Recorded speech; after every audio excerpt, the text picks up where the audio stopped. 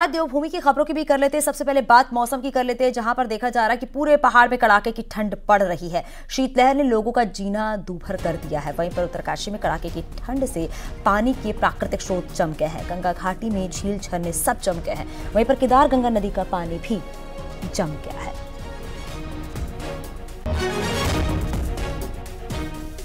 तो उत्तरकाशी में कड़ाके की ठंड पड़ रही है। हालांकि ठंड की वजह से जनजीवन पूरी तरीके से अस्त व्यस्त हो जाता है। लोगों का घर से निकलना मुश्किल हो जाता है। हालांकि लोग ठंड से बचने के लिए अलाव का सहारा लेते हुए नजर आते हैं। देखिए घाटी में किस तरीके से झील और झरने पूरी तरीके से जम चुके हैं, और इन तस्वीरों से इस बात का भी अंदाजा लगाया जा सकता है कि कितनी कड़ाके की ठंड उत्तरकाशी में पड़ रही है और कई जगह पर पानी के स्रोत जो हैं वो जम चुके हैं। तो इससे मुश्किलें बढ़ती जा रही हैं। उत्तरकाशी से हमारे सहयोगी बलवीर हमारे साथ जुड़ गया। बलवीर, लगातार देखा जा रहा है किस तरीके से पहाड़ों पर कड़ाके की ठंड पड़ रही है। झील झरने सभी पूरी तरीके से जम चुके हैं, लेकिन अब वही है कि लोग ठंड से बचने के लिए अलाव का सहारा लेते हुए भी नजर आ रहे हैं।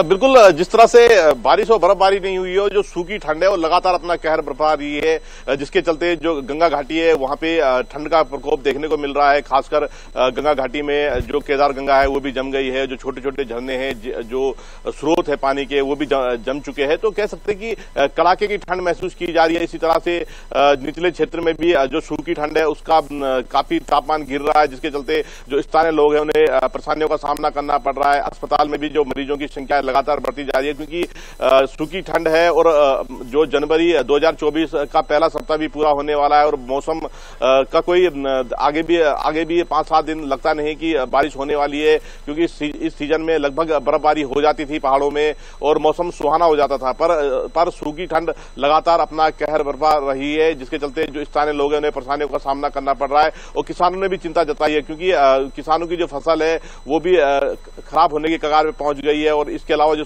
आने वाली सेब की जो फसल रहेगी, क्योंकि उसमें फूल लगते हैं, उस पर भी संकट गहराया हुआ है। तो कह सकते हैं कि जो ये सूखी ठंड है ये लगातार अपना दायरा बढ़ाती जा रही है और जिससे जो स्थानीय लोग हैं उन्हें काफी परेशानियों का सामना करना पड़ रहा है। जी, बहुत शुक्रिया इस पूरी जानकारी के लिए बलवीर।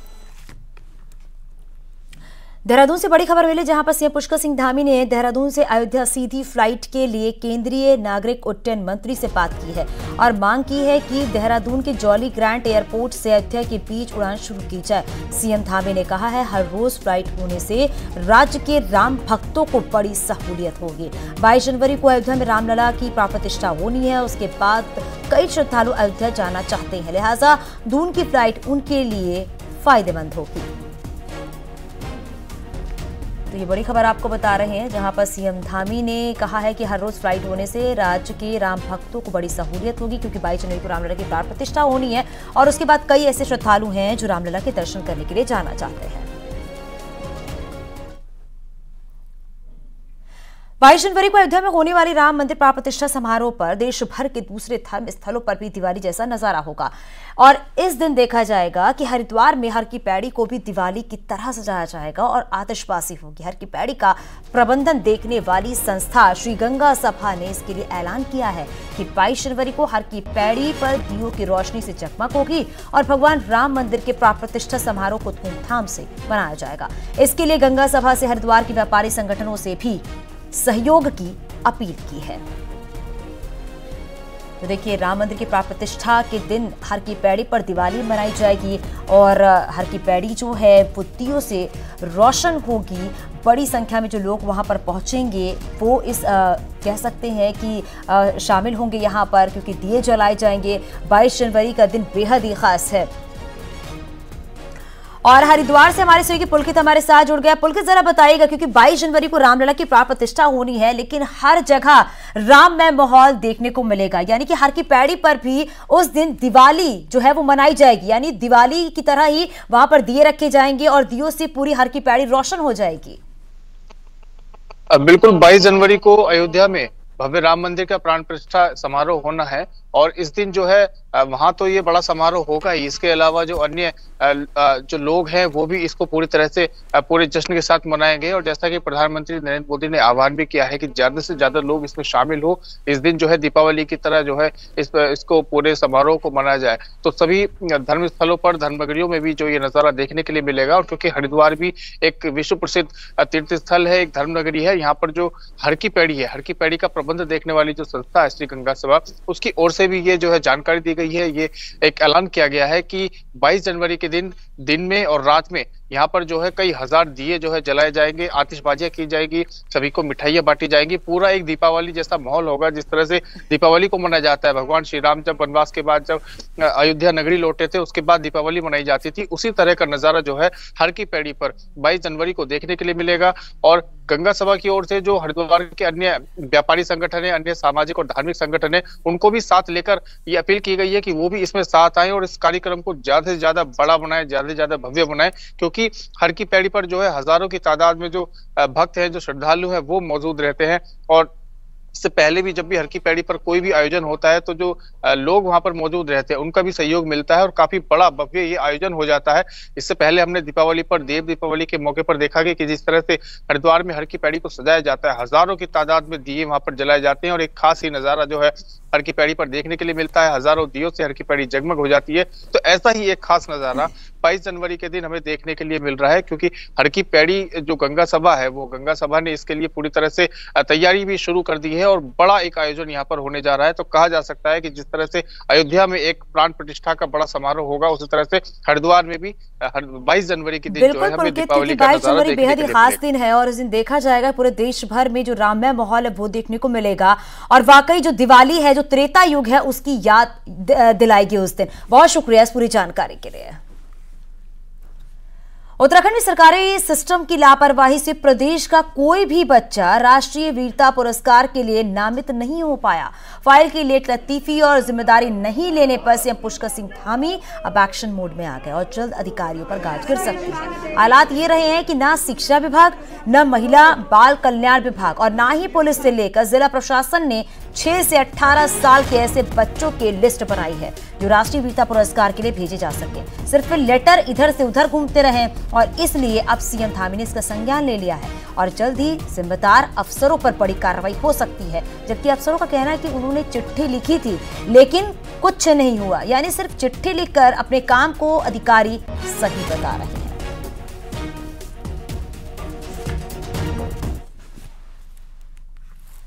सभी ध्यान में आए हैं और जहां पर भी इस प्रकार की चीजें आई हैं उन सबका उत्तरदायित्व फिक्स किया जाएगा और हमारा है कि नो पेंडेंसी रखी जाए, उस पर हम सख्ती से काम करेंगे। ये बाल कल्याण परिषद को भेजना था और सीओज को हमने सबको पत्र लिखे हैं और मुझे लगता है कि सीओज ने भी सभी जगह पत्र लिखे होंगे। अब अगर बच्चों के कोई नाम नहीं आए हैं तो क्या कारण रहा होगा? क्या कोई बच्चा ऐसा था ही नहीं कि जिसने वीरता के जैसा कोई काम किया हो? तो इसमें हम सीओज से पूछ रहे हैं। देहरादून से बड़ी खबर मिली जहां पर लोकसभा चुनाव की आचार संहिता से पहले सरकार विधानसभा के 2 अलग अलग सेशन बुलाने जा रही है। पहले सेशन में यूसीसी, दूसरे सेशन में सरकार बजट पास करेगी और खुद सीएम पुष्कर सिंह धामी ने सेशन की बात पर मुहर लगा दी है।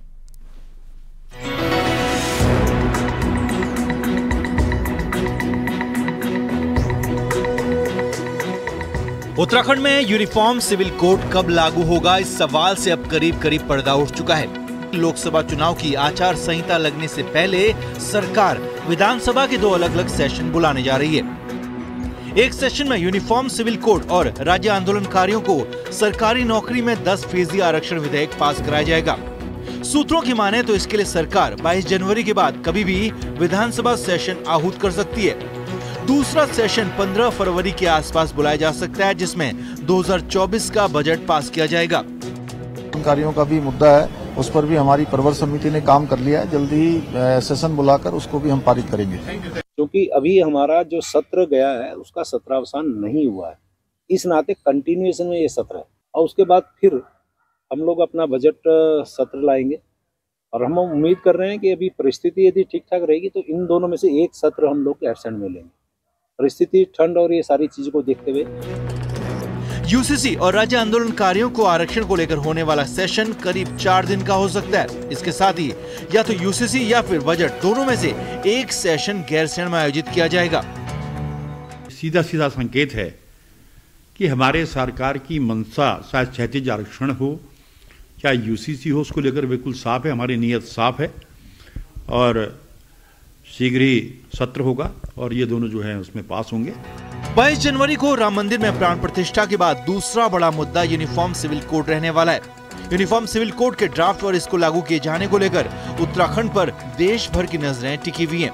देहरादून से न्यूज़ 18 के लिए सुनील नवप्रभात की रिपोर्ट।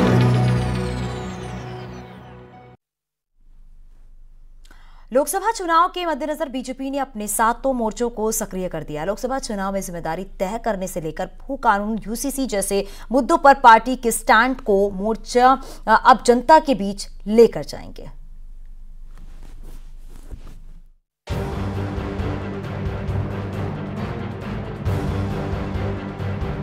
लोकसभा चुनाव में बीजेपी का सबसे पहला टारगेट है वो 23 सीटें, जहां बीजेपी 2022 में विधानसभा चुनाव हारी थी। अब अपने सभी 7 मोर्चों को बीजेपी ने सक्रिय करते हुए उन सीटों पर जनसभा, सम्मेलन और रैली करने का मन बनाया है। बीजेपी संगठन का पहला एजेंडा है लोकसभा की 5 सीटें हर हाल में जीतना, और इसमें मोर्चों को जिम्मेदारी रहेगी कि वो जनता के बीच सरकार द्वारा अब तक के लिए फैसलों को लेकर जाएं। महिला, युवा, किसान, अल्पसंख्यक, अन्य पिछड़ा वर्ग, अनुसूचित जाति और अनुसूचित जनजाति मोर्चों को पार्टी ने इसकी जिम्मेदारी दे दी है। जो भी मुद्दे उत्तराखंड राज्य के हित में हैं, उन सभी पर हमने पहले भी निर्णय लिया है और भविष्य में भी निर्णय लेंगे। लोगों को भी विश्वास है कि करती है, करेगी, किया है, करती है और करेगी, सिर्फ भाजपा करेगी। देहरादून में बीजेपी की 3 सेशन में हुई मीटिंग में मोर्चों के पदाधिकारी अलग अलग मीटिंग भी करते नजर आए, जिन्होंने अपने अब तक के कार्यक्रमों का विश्लेषण किया। साथ ही मीटिंग में ये भी तय हुआ कि विपक्षी दलों की रणनीति को जनता को बताया जाए और इसके लिए हर जिले में बीजेपी अपने सम्मेलन का दूसरा चरण फरवरी में करेगी। हमने सभी मोर्चों को उनके कार्यक्रम की तिथि, उसके स्वरूप का मोर्चे के अध्यक्षों द्वारा भी हमारे सामने विषय रखा गया और उसको ध्वनि मत से आज की बैठक में पारण भी हुआ है। मुख्य रूप से जो विषय आज के परिप्रेक्ष्य में विरोधी दल द्वारा चलाए जा रहे हैं वो एक भ्रमित करने के उनके कुछ बिंदु हैं। उन भ्रमित बिंदुओं को भी किस प्रकार उत्तर देना है, इसके बारे में भी माननीय मुख्यमंत्री जी हम सबके मीटिंग विषय रखा है। तो उसमें जो हमने पिछले दिनों कार्यक्रम किए हैं, विभिन्न प्रकार के कार्यक्रम हुए हमारे, उस पर चर्चा हुई और आगामी हमारे क्या क्या कार्यक्रम है उन पे चर्चा हुई है। बीजेपी का लक्ष्य है कि विपक्ष की रणनीति को फेल करने के साथ ही सरकार की तरफ से लिए गए स्टैंड को जनता के बीच रखा जाए, जिससे लोकसभा में सभी 5 सीटें उसकी झोली में आ जाएं। न्यूज़ 18 के लिए देहरादून से भारती सकलानी उन्नियाल की रिपोर्ट। राम मंदिर पर राजनीति करने और अभद्र टिप्पणी करने वाले नेताओं पर योग गुरु स्वामी रामदेव ने कहा, जो लोग भगवान राम के नाम पर राजनीति रोटियां सेक रहे हैं, बहुत जल्द उनका राजनीतिक मोक्ष हो जाएगा। हरिद्वार में उन्होंने कहा कि मुस्लिम लोगों को आपसी सहमति से काशी विश्वनाथ और कृष्ण जन्मभूमि को छोड़ देना चाहिए, क्योंकि भले ही मजहब अलग है लेकिन सबसे पूर्व को राम और कृष्ण ही है।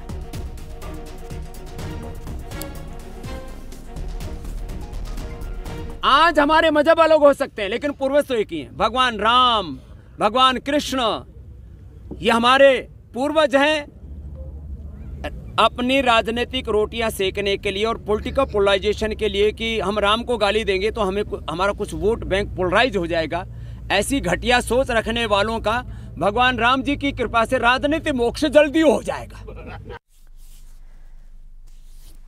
पर्यटन सीजन में नैनीताल की सबसे बड़ी समस्या जाम है। सरकार ने हल्द्वानी नैनीताल रोपवे का ड्रीम प्रोजेक्ट शुरू किया है, लेकिन प्रोजेक्ट सिर्फ सर्वे से आगे तक नहीं बढ़ सका है। हालांकि इस बीच 3 स्टेशन जरूर फाइल हो गए हैं।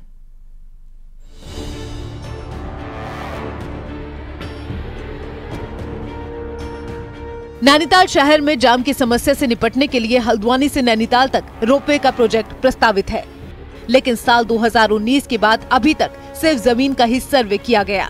पहले चरण के सर्वे की रिपोर्ट यूटीडीबी कार्यालय तक पहुंची, लेकिन वर्क प्लान अब तक नहीं बन सका है। हालात तो ये हैं कि रोपवे की डीपीआर तक अभी तैयार नहीं हो सकी है। हालांकि 3 स्टेशन रानीबाग, जोलीकोट और नैनीताल के हनुमानगढ़ी के जमीन की रिपोर्ट भी तैयार हो चुकी है, जिस पर शासन की हरी झंडी का इंतजार हो रहा है। 3 स्थानों पर उनके द्वारा सर्वे किया गया था, जिसमें जोलीकोट में है, हनुमानगढ़ी में है और एचएमटी के पास है। वहाँ जो स्टेशंस बनने हैं, वहाँ जो अराइवल स्टेशंस बनने हैं या बोर्डिंग डी बोर्डिंग के स्टेशंस बनने हैं, उनके संबंध में जो लैंड है उसका सर्वे कंप्लीट कर लिया गया है उनके द्वारा। अब इसमें जो डीपीआर प्रिपरेशन की प्रक्रिया है और उसके बाद जो एग्जीक्यूशन इत्यादि की प्रक्रियाएं हैं वो स्टेप बाय स्टेप टेकअप होंगी। दरअसल नैनीताल शहर को जाम से बचाने के लिए हल्द्वानी के रानीबाग से नैनीताल के हनुमानगढ़ी तक रोपवे का निर्माण होना है, जिस पर करीब 700 करोड़ रुपए की धनराशि खर्च होनी है। लेकिन रोपवे के निर्माण में लगातार बेहद सुस्त गति से काम चल रहा है। चीजें जो है टाइम बाउंड हो तो सभी के बेनिफिशियल रहेगा ना। देखिए, पैसे का भी बर्बादी नेसेसरी। आपको पता है कि कोई भी काम होता है जिसमें जितना डिले होता है उसमें पैसे उतने ज्यादा बनते हैं, और पैसे भी देखिए पब्लिक मनी है, ये पब्लिक का पैसा लग रहा है। अगर रोपवे निर्माण होता है तो नैनीताल शहर में न सिर्फ जाम को कम किया जा सकता है, बल्कि शहर में गाड़ियों के दबाव से हो रही हलचलों को भी कम किया जा सकता है। ऐसे में सरकार जल्द ही डीपीआर तैयार कर रोपवे निर्माण करे, ताकि पर्यटकों और स्थानीय लोगों की परेशानियां कम हो सके। न्यूज़ 18 के लिए नैनीताल से वीरेंद्र बिष्ट की रिपोर्ट। पिथौरागढ़ की नैनी सैनी एयरपोर्ट से अभी तक कॉमर्शियल उड़ानें नियमित नहीं होने पर हाईकोर्ट ने सख्त रुख अपनाया है। हाईकोर्ट ने मामले पर भारत सरकार, डीजीसीए समेत अन्य पक्षकारों को नोटिस जारी कर 4 हफ्तों में जवाब दाखिल करने का आदेश दिया है। कोर्ट ने पूछा है कि वहां से उड़ान कैसे संचालित हो सकती है और हवाई सेवाओं के लिए क्या प्लान है। कोर्ट अब इस मामले में फरवरी महीने में सुनवाई करेगी। आपको बताते चले कि पिथौरागढ़ के राजेश पांडे ने हाईकोर्ट में जनहित याचिका दाखिल करके कहा है कि नैनी सैनी हवाई पट्टी 1991 में बनी थी, लेकिन अब तक यहां से कॉमर्शियल फ्लाइट का संचालन नहीं हो सका है। याचिकाकर्ता का कहना है कि केवल कागजों में ही नैनी सैनी हवाई अड्डे से उड़ानें संचालित हो रही हैं, जबकि धरातल पर स्थिति इसके उलट है। कोर्ट के संज्ञान में आया है कि जो रीजनल कनेक्टिविटी स्कीम है भारत सरकार की उड़ान योजना, उसमें इस हवाई अड्डे को अभी भी फंक्शनल दिखाया जा रहा है और इसमें फ्लाइट्स ऑपरेट दिखाई जा रही हैं, जबकि राज्य सरकार का कथन ये था कि वास्तव में फ्लाइट्स वहाँ पे कमर्शियली ऑपरेट नहीं हो रही हैं यथास्थिति में। तो कोर्ट ने आज डायरेक्ट किया है कि इसमें चीफ जो सेक्रेटरी एविएशन है गवर्नमेंट ऑफ इंडिया के, वो डीजीसीए के चीफ ये अपना जवाब दाखिल करेंगे और 4 सप्ताह के अंदर कोर्ट को ये बताएंगे कि वहाँ पर फ्लाइट्स किस प्रकार से ऑपरेशनल होंगी और उनका भविष्य में क्या प्लान है स्टार्ट करने का। जनवरी का पहला हफ्ता भी जाने को है, लेकिन बर्फबारी नजर नहीं आ रही है और इस बार मौसम के मिजाज में पूरे साल बदलाव दिखा है, जिसका सबसे ज्यादा असर जो है ग्लेशियरों पर दिख रहा है, जो कि टूट रहे हैं। हालात यह है कि ग्लेशियर गलने से धरती पर बर्फ वाले वायरस मौत की तबाही ला सकते हैं।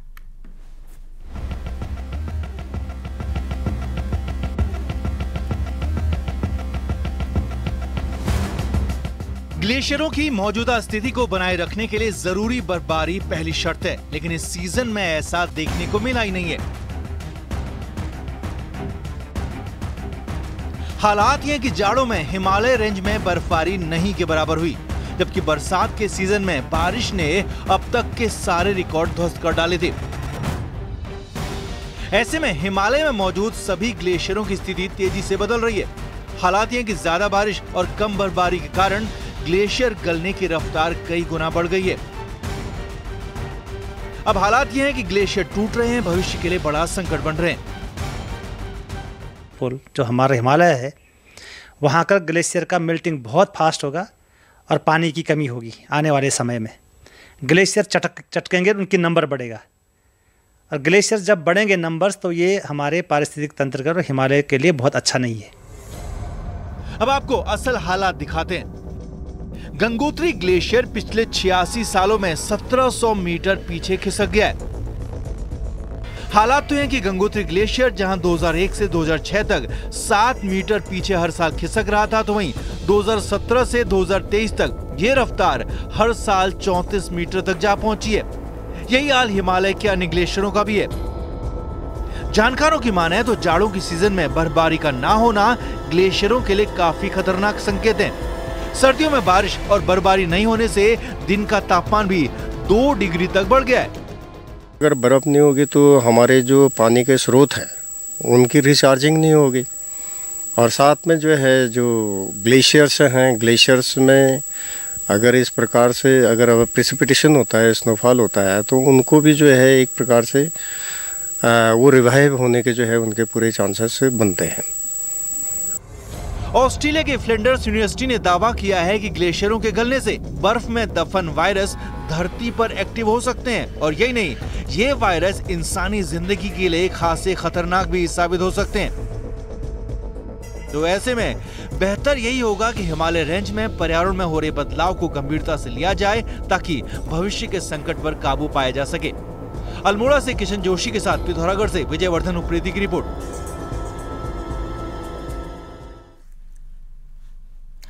पिथौरागढ़ पुलिस ने कंट्रोल रूम का मॉडर्नाइजेशन किया है। करीब 30 लाख की लागत से कंट्रोल रूम को हाईटेक बनाया गया है। कंट्रोल रूम के जरिए शहर के 24 पॉइंट पर 36 सीसीटीवी कैमरों की मदद से नजर रखी जाएगी। पुलिस को उम्मीद है कि हाईटेक कंट्रोल रूम तैयार होने के बाद जहां ट्रैफिक सिस्टम पटरी में आएगा, वहीं पर अपराधों पर भी रोक लगाई जा सकेगी। शहर के 24 स्थानों पर 4000 क्वालिटी के सीसीटीवी कैमरे लगाए गए हैं। तो बताते चले आपको, शहर के 24 स्थानों पर पुलिस ने 4 की क्वालिटी के सीसीटीवी कैमरे लगाए हैं।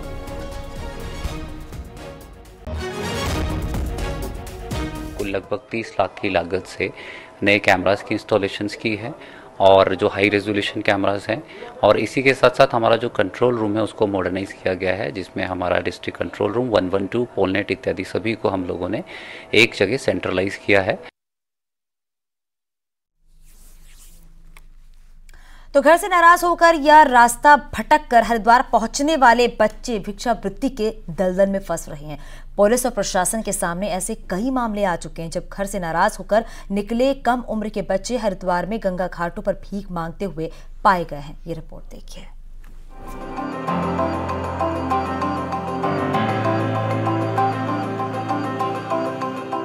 यूं तो धर्म नगरी हरिद्वार में साल भर चलने वाले भंडारे और श्रद्धालुओं के द्वारा किए जाने वाले दान के चलते हजारों की तादाद में भिखारी मौजूद रहते हैं। यहाँ हर की पैड़ी समेत दूसरे गंगा घाटों पर आपको महिला, पुरुष और बच्चे भीख मांगते हुए नजर आ जाएंगे। लेकिन इनमें से कुछ बच्चे ऐसे होते हैं जो दूसरे राज्य से अपने घर से नाराज होकर आए हैं और नासमझी के कारण हरिद्वार में आकर भिक्षावृत्ति के दलदल में फंस गए। हरिद्वार पुलिस की एंटी ह्यूमन ट्रैफिकिंग यूनिट ने पिछले 1 साल में 100 से ज्यादा ऐसे बच्चों को रेस्क्यू कर उनके परिवार के सुपुत्र किया है, जो सिर्फ नाराजगी के कारण ट्रेन में बैठकर हरिद्वार पहुंच गए थे और यहां पर भीख मांगने लगे। अगर कोई बच्चा भटक के या नाराज होकर अपने घर से चला आता है तो उसको उसके परिजनों से मिलाया जाए, उनको सुपुर्द किया जाए, और इसमें हमारी टीम अनवरत काम करती है। अभी तक 106 बच्चे और बच्चियों को रेस्क्यू किया गया है और उनके परिजनों से उनको मिलाया गया है। हरिद्वार में एक और जहां पर कई ऐसे आश्रम हैं जहां भंडारे चलते हैं, तो वहीं हर की पैड़ी आने वाले श्रद्धालु भी खुलकर दान करते हैं, जिसके कारण यहां पर भिक्षावृत्ति का रैकेट भी चल रहा है। ऐसे में नासमझी के कारण हरिद्वार पहुंचे बच्चे धीरे धीरे इस रैकेट में फंस जाते हैं और जीवन भर के लिए भिक्षावृत्ति के दलदल में फंस जाते हैं। आजकल तो इसके रैकेट भी बने हुए हैं, इसको व्यवसाय बना दिया गया है। यहाँ पे बाहर से बच्चे आ रहे नाराज होके और यहाँ पे उनका शोषण हो रहा है, ठीक है, और यहाँ पे उनको इस रैकेट में फंसा के उनसे भिक्षावृत्ति करवाई जा रही है। जानकार बताते हैं कि बच्चों के भिक्षावृत्ति के दलदल में फंसने का मनोवैज्ञानिक कारण भी है। उनका कहना है कि जो बच्चे घर में अपने मनोभावों को व्यक्त नहीं कर पाते, वे अवसाद का शिकार हो जाते हैं और घर छोड़ने जैसा बड़ा कदम उठा लेते हैं। न्यूज़ 18 के लिए हरिद्वार से पुलकित शुक्ला की रिपोर्ट। और नजर डालते हैं पहाड़ की 10 बड़ी खबरों पर भी। रुद्रप्रयाग के फाटा बाजार के पास संदिग्ध हालत में एक शख्स का शव मिला है। मौके पर पहुंची पुलिस ने शव को पोस्टमार्टम के लिए भेजा। चंपावत पुलिस ने बीते साल कुल 28 किलो से ज्यादा चरस पकड़ी है और 21 आरोपियों को अरेस्ट किया गया। एसपी ने कहा, इस साल की नशा तस्करों के खिलाफ अभियान जारी रहेगा। टिहरी में नगर पालिका की लापरवाही गरीब मजदूरों पर ठंड में भारी पड़ रही है। पौड़ी के जिला निर्वाचन अधिकारी आशीष चौहान ने जिला मुख्यालय में बने स्ट्रांग रूम से ईवीएम के रखरखाव की व्यवस्था, काउंटिंग कक्ष, पोलिंग पार्टी रूट का जायजा लिया। नैनीताल में अब वेंडर जोन में ही रेहड़ी पटरी की दुकानें लगेंगी। पालिका व्यापार मंडल और फड़ कारोबारियों की बैठक में फैसला लिया गया। टिहरी पहुंचे सीएम पुष्कर सिंह धामी ने सचिव सुरेंद्र नारायण पांडे ने केंद्र और राज्य की योजनाओं की प्रगति को लेकर अधिकारियों के साथ बैठक की। रुद्रप्रयाग में चारधाम यात्रा का अहम पड़ाव मयाली बाजार आज भी पार्किंग की समस्या से जूझ रहा है। यहाँ की पार्किंग घटिया निर्माण सामग्री की भीड़ चढ़ गई है। जोशीमठ नगर पालिका ने शहर को साफ सुथरा बनाने वालों को पुरस्कार देने का फैसला लिया है। इसके लिए सभी से साफ सफाई रखने की अपील। 22 जनवरी को अयोध्या में ऐतिहासिक राम मंदिर के उद्घाटन को लेकर हर तरफ रामलला के भजन कीर्तन का दौर जारी है। टिहरी में भाजपा और हिंदू संगठन ने राम भजन कीर्तन का आयोजन किया। अल्मोड़ा में आजीविका महोत्सव की तैयारियां जोरों पर चल रही हैं। 22 जनवरी को सीएम धामी कार्यक्रम का शुभारंभ करेंगे, साथ ही करोड़ों की योजनाओं की सौगात देंगे।